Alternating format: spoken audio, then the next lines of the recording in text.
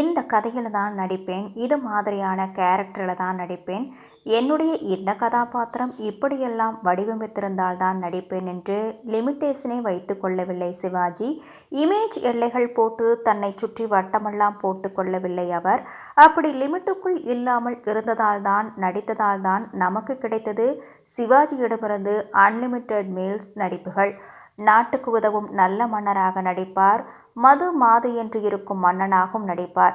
இரண்டு ராஜாக்களுக்கும் நடுவே ஒரு கோடு கிழித்து கொண்டு நடிப்பு கபடியும் விளையாடுவார் சிவாஜி.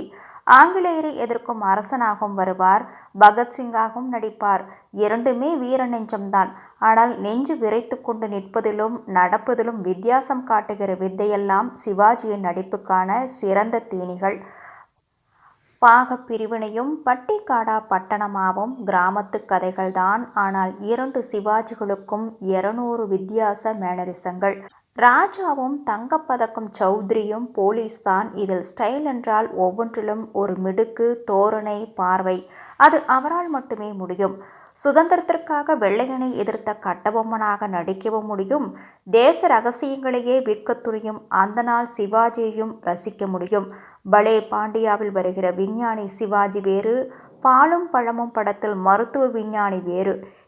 இரு வேறு விதமான வேஷங்களிலும் கூடு விட்டு கூடு பாய்வது என்றொரு வார்த்தை சொல்வது போல அப்படி ஒரு நடிப்பில் வித்தியாசம் காட்டுகிற திறமை அவரால் மட்டுமே முடியும். அவருடைய அளப்பரிய நடிப்பு சக்தி, அவர் தந்ததெல்லாம் நமக்கு, சினிமாவுக்கு, சினிமா ரசிகர்களுக்கு, இன்றைய நடிகர்களுக்கும் கூட. நடிப்பென்றால் அவர் ஒரு எனர்ஜி பூஸ்டர்.